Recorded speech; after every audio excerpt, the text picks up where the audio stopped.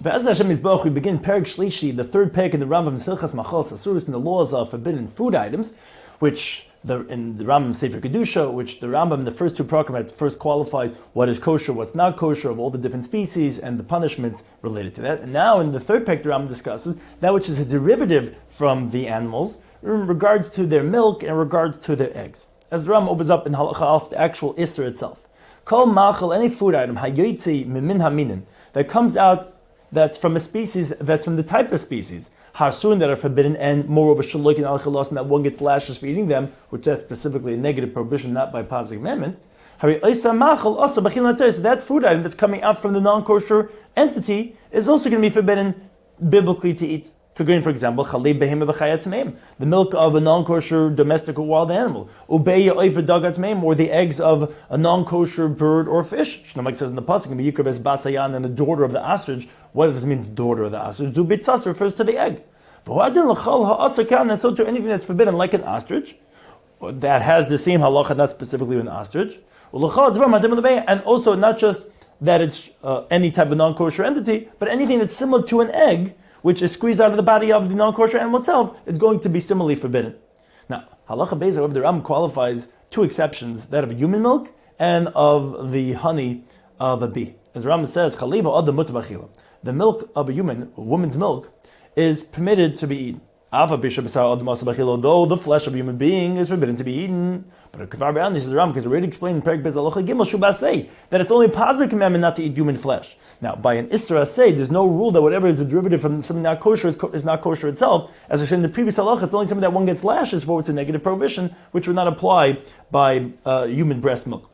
Now, Halacha Gimel also says the Rambam, Dvash Devayim, the honey from a bee, with Dvash Tzaram, the honey from a hornet, which are two non-kosher briyos, mutter, the honey is permitted. Why? Because it's not the essence, it's not squeezed out of the body itself. It's not from the entity of the bee. Rather, what it is that the bee gathers this element from the herbs in its mouth, and it expels it, it spits it out into its hive, which that creates the honey. So that they should have what to eat throughout the rainy season, but it's not from the body of the bee itself, and that's also permitted. Now, in Halacha Dal, Ram qualifies what he said in Halacha Beis. Although woman's breast milk is permitted to drink, but the sages made it forbidden for an adult to nurse directly from the breast. Rather, what the woman could do is she could milk herself into a vessel, and then an adult could drink from that vessel. And an adult that nurses from the breast, it's like he's nursing a sheret, a non-kosher bug, and this is a rabbinic law, and therefore they give him rabbinic lashes. Now, halacha hey, however, yoinik, an infant, a baby, tinik can nurse even for 4 or 5 years. Now, however, but if they already weaned him, and already for 3 or more days he has not nursed, now it's machmas burya, but because of health reasons, he doesn't need it anymore, not because of illness, then he cannot go back and continue nursing. Again, it's the same prohibition about nursing directly from a woman. Now, this is only that he was weaned from nursing after already 24 months. But it's within the first 2 years, within 24 months, even if they weaned him off, the baby stopped nursing for 1 or 2 months, the baby is allowed to come back and continue nursing until the end of the 24 months. Now, in Halacha above, the Rambam continues regarding the milk of animals and regarding the eggs of birds. Says the Rambam, although the milk of a non-kosher animal and the eggs of a non-kosher bird are biblically forbidden, as we said in the Halacha Aleph, but in like in the lamb, one does not get lashes of them. Why? Because it says in the pasuk, from their flesh you shouldn't eat. The pasuk is explicitly telling you that one gets lashes only for the flesh, but one does not get lashes for the eggs and for the milk.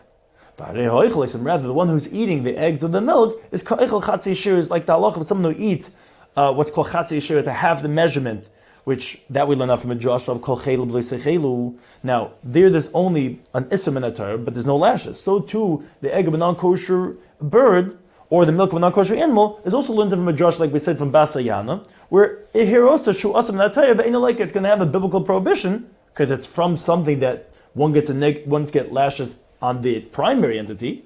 So this derivative is also biblically prohibited, but one does not get lashes of makanus and makas, but says the Rambam, we give him rabbinic lashes.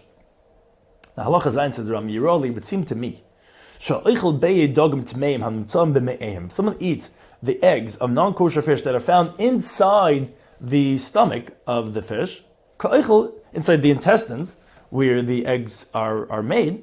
It's like eating the intestines of the non-kosher fish themselves, because since it's in the fish itself and there's no peels, there's no shells, so it's like regular flesh of the fish. So therefore, one would even get biblical lashes. Unlike, like we said, when there's an egg that's laid or hatched from a non-kosher bird. So too, the eggs of a non-kosher bird, which are hanging in the cluster, which is how it's made inside the bird. It has not yet become detached, it has not yet even completed yet. So it's like really, the one that's going to eat is going to get lashes. It's like eating the intestines of the non-kosher bird, and therefore the same penalty of lashes will apply. Halacha ches. Beyas oiv tameh, the egg of a non-kosher bird, that the embryo started developing into a chick, and he eats that egg. The lashes are for eating a sheretz that flies, meaning not going to get lashes for a non-kosher bird because it's not yet a bird. Rather, it's qualified like a sheretz. Now, abul beyas ha'oiv tahar. But regarding a kosher egg that started developing as an embryo and he eats it, this deer is going to get rabbinic lashes, which is only rabbinically forbidden if it didn't yet come out and hatch. But that's, again, it's a kosher egg, so therefore but that is rabbinically prohibited, and therefore rabbinic lashes. Now, halacha tes. Let's say you find on the egg, you find a drop of blood. So, and again, this all related. The blood is obviously regarding the formation of your embryo, which is what we're saying makes the egg prohibited. So, if it's on the white part of the egg and the albumen, so you could just throw away the blood, which that's obviously the beginning of the chick, which again that's forbidden. So you just throw that away. But eat the rest. But if it's on the yolk, on the yellow part, Asur kula, then the whole egg is forbidden, because that means it already started spreading throughout the primary part of the egg, and it's all forbidden. Now, peyah muzeres, an unfertilized egg, which that's the type of egg that was not from a male, from a rooster. Rather, it's the hen heats itself up from the ground, and it lays eggs, and those eggs are not able to have their hatch any chicks. So the refined soul, as it's called, would eat it. In other words, he's not so disgusted from that, and that's the type of egg that such a person would eat. Now, halacha yud, regarding a chick that hatched, even though the chick has not yet opened up its eyes, it's already permitted to eat that chick, and like we said, if it didn't come out to the world yet, then it's rabbinically forbidden as a sheretz. But if it came out, even though it didn't open up its eyes, it's permitted to eat it. Now, behemoth ta'irish and nitrafa. Regarding a kosher animal that was mauled, that became a treifa, chalava asur kachaliv behemoth tmeya. So its milk is prohibited, like the milk of a non-kosher animal, because in a way, it's a non-kosher animal now that it's although it's a, let's say, a cow, a kosher animal, but a treifa is forbidden to be eaten, so the milk is like the milk of a non-kosher animal. And that's what we're discussing over here. So to the eggs from a kosher bird, but it became a treifa, is like the egg of a non-kosher bird, and it's going to be forbidden. So to halacha yirav, again, regarding a frech shenoilad, regarding a chick that hatched, mibeyas treifa, from the egg of a treifa, so mutter, that's going to be permitted. Why? She'ein minoi tamai, because it's not a species that's not kosher. So the Rambam is not intending to explain why is the chick permitted, because even though it's coming from Beya Treifa, that the Rambam is not coming to explain, because that actually the Gemara gives a different reason. Rather, the Rambam's intent is just to explain what's the difference between the chick from a Beya Treifa, between the egg of a non-kosher animal. So that's what Rambam says, because it's not from a species that's not kosher, and therefore it's going to be permitted. Now, but let's say the bird was not clear if it's a treifa or not. So then, so all the eggs that are laid in the first group, which is where the chick, the bird lays in different periods. So mash nice. What you do is you hold on to those, that you wait till it finishes its whole first deliveries, and imtana de mishnia, and then if it gets again, it starts carrying again eggs, and it gives birth a second time, which that's generally around the period of 21 days, which is the pregnancy of a chicken. Then then the first ones are permitted, because if it would have been a treifa, so you let decide it would not have given birth again, and because it would only hatch that which already has, but it won't give birth again. And then and if it doesn't give birth, Assuros, again, those are forbidden. That tells us that it's a treifa, and therefore those are going to be forbidden. But that would depend again if we have to use this test to verify if it's a treifa or not. And Halachic Beis Ram continues regarding milk from a non-Jew and how that relates to cheese and to butter. Says Ram Halachic Beis Chalei Bein Mitmeya, the milk of a non-kosher animal, ein a nikbeh, it does not congeal, va'oimid, and neither does it solidify, kachalev Torah, like kosher milk. Now, what happens if you mix not kosher milk with kosher milk? I say when you solidify it, the kosher milk is going to become solid, but the non-kosher milk is going to drip out with the whey of the cheese. Now, so the Ram says because of this, so logic would dictate. Any milk that you have by a non-Jew which you don't know where the sources is, so also would be forbidden, because maybe mixed in non-kosher milk from a non-kosher source. Now, but the cheese of a non-Jew should be permitted. Like we said, because milk from a non-kosher source does not turn into cheese. So therefore, when you see the cheese, you'll know it's kosher. Avl Bud says the Rambam Mishneh in the days of the stage of the Mishneh. They made a decree on the cheese of non-Jews, and they said it's forbidden. Why? Because they curdle it, they make it into cheese, but with the hide of with the skin of the stomach of the animals that they slaughtered, nevela, which those animals they're not slaughtering with kosher shchita, which makes it into nevela. So because of the nevela entity, that's what makes it forbidden, which is what's making the cheese.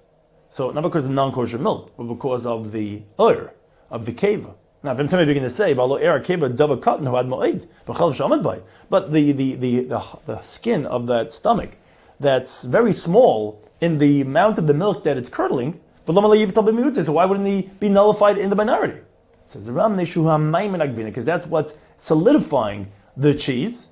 Since what's forbidden is what's curdling it, and then everything's forbidden, like the Ram is going to explain later on, a maimid is something that's significant and does not become batal b'mi'utay.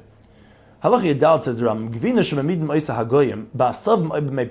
now let's say it's cheese that the goyim, that the Gentiles, they curdle it, they solidify it with herbs or with fruit juices, like the syrup of figs, and it's recognizable in the cheese that it was made with this fig syrup. So how you mix this hagoim she'asur? So some of the goyim, they rule that still it's going to be forbidden. Why? Because the rabbinic decree was an old cheese of Gentiles. So whether it was actually solidified with something forbidden, whether it's made with something permitted, as a decree because of what they do, or in that they usually do make it with something forbidden. And because of that, they said that even when it was made with kosher entities, it's still going to be forbidden. Halachah Tezvav. Someone eats the cheese of a Gentile, or the milk that a Gentile milked. And the Jew didn't see this production. We give him rabbinic lashes because of violating the rabbinic law, which we said not to eat the Gentile cheese. Now, the butter of Gentiles, mixed with some of the goinim, they said it's permitted. Because the decree was never on butter. Moreover, the non-kosher milk doesn't solidify, and here it's solid. But it makes it masur. But some of the goyim said it's forbidden. Why? Because even in the butter, the droplets of milk, which could be from non-kosher sources, that remain over there. Because the whey in the butter, which is that milky part, It's not even mixed together with the butter that it can even be nullified in the minority. In other words, the Isser, which is the whey, is recognizable. It's just you can't verify, you can't remove it from the butter, so therefore it's not bottled. And all their milk, we said you have to be concerned for. Maybe non-kosher milk was mixed in, and therefore they said that the butter is also forbidden. Now, says Rambam, says the Rambam, it appears to me, now, if someone did purchase butter from a Gentile, uvishla, and he cooked it until there's no more droplets of milk anymore, in other words, it gets heated up from the fire, harizim materas, then it's going to be permitted. In other words, even according to those who say that the butter of a Gentile is forbidden, here would be initially permitted because there's so many different doubts that are now involved. Because maybe there was no non-kosher milk at all. And even if it was, that it gets mixed in, maybe there's nothing left because it was heated up. And even if there's something left, maybe when you started cooking, it got burnt up in the fire. And therefore, you're not going to make it usher because of being mevatla and isser. And the person does not want to be mevatla like at chilu, because his intention with cooking it is that it should actually not be here at all. It should be totally evaporated. So therefore, it's permitted. As Ram says, if you're going to say in this orbe imam in this pashtul kulam, that it got mixed together with them and it all got cooked, it got nullified in its minority. But regarding if it's butter that the Gentiles cook, then says the Ram, that wouldn't help, because that's actually that would be forbidden because of the emissions of the Gentile vessels, which has its own problem about the blias of the vessels of the non-Jews. Ram is going to explain that because we presume that the vessel of a Gentile is ben yomoy, and therefore the blias would not give a bad taste, it would give a good taste, and therefore it would be forbidden for that reason itself. If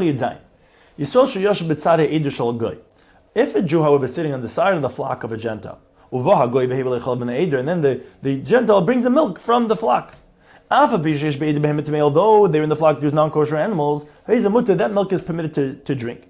And even if the Jew didn't see him milking from the cow, but it's that he could see that him milking it when he would stand up, because the Gentile is afraid to milk from the non-kosher animal, that maybe he's going to stand up and see, because he could stand up and see. So because of that, one could rely on drinking that milk. Now, the Ram continues regarding the kashrus of the eggs of birds and of fish in different situations, how to verify if it's kosher or not. It says Ram, if you have an egg that the two ends are rounded, like a ball, or the two ends are pointy, the yolk was on the outside and the white is on the inside, then from all those signs you know that definitively that's an egg from a non-kosher bird. Now, but let's say one end is round and one end is pointy. And the white is on the outside and the yolk is on the inside. Oh, like the way our eggs are that we have from chickens. Now, it is possible still it's an egg from a non-kosher bird. But it is possible it's an egg from a kosher bird. Therefore, you ask the Jewish hunter who got these eggs, who's selling it. If he tells him it's from that bird and that bird is kosher, so typically we can rely on them. But if he says it's a kosher but he doesn't say which one, then you cannot go ahead and rely on them. But the Rabbi writes that if that person has a presumed trustworthiness, then you can buy from him even if he doesn't even say what exactly it is. Therefore, you don't purchase eggs from Gentiles unless if he recognized them, meaning that the person could recognize that they're the eggs of that kosher bird, like from a chicken. Now, today that we purchase eggs from Gentiles, even though they don't say necessarily from which bird it is, because we rely on that the majority of our eggs are from kosher birds, like that of chickens. And we're not concerned for them, then maybe the eggs of a trefa or eggs in the vela, because as we pointed out before, that even if it's from a kosher bird, it's less to not be trefa in the vela, that we're not concerned for. And however, but we never purchase from a Gentile stirred eggs in any situations, because we're concerned that actually it's a beya that was a trefa that a Jew sold to a Gentile, and therefore now that it's stirred up we can't tell what it was, and therefore we never do that. But an intact egg, that we do if we can tell which eggs these are. Now halacha chaf, be'edagim, regarding the eggs of fish, so their signs are like the signs of the eggs of birds, of fowl. Now, if the two ends were either both round or both pointy tmeya, that's not kosher. One was round, one was pointy, then then you ask the Jew who's selling it. I salted these fish and I removed them from a kosher fish, meaning these eggs, the caviar, that you eat from the fish, which here actually by birds, we just said it's enough that he says that it's from that bird. By fish, he has to say that I'm the one who salted it because salting is from far away and it could be from a non-kosher fish. Therefore, he has to also say that I salted it. So then you could eat based on what he's saying. But if he just tells him, it's kosher, and is not believed, again, unless he's a person that was established to be a well-respected halacha type of person with kashrus, then you can rely on him. But if not, he has to tell you exactly the procedures that he had done. Halacha Chafaf Rambam contains regarding the kashrus of milk and fish that are bought. It says Rambam Halacha Chafaf ein loiken gvina. Similarly, we don't buy cheese, v'chatichas dog, or a piece of fish, something that doesn't have a sign. Misraeli shows the kashrus only from a Jew that's presumed to be well trusted with kashrus. Now, av be'eretz Yisrael. But in the land of Israel, so when the majority were Jews, but then you can buy from any Jew, and you can presume that it's kosher. And the milk that you can buy from any Jew in any place. Halach of base. Someone pickles non-kosher fish, tzir and mustard, the brine that comes out of that is also forbidden. But the brine of non-kosher locust is actually mutter. Why? Why is it permitted? Because there's no moisture. It's not from the actual the locust itself. Now, therefore, you can't buy brine from Gentiles. And we can buy dog tar unless you have a kosher fish that's swimming in there. Even just one fish, then you can know that the brine is from that kosher fish.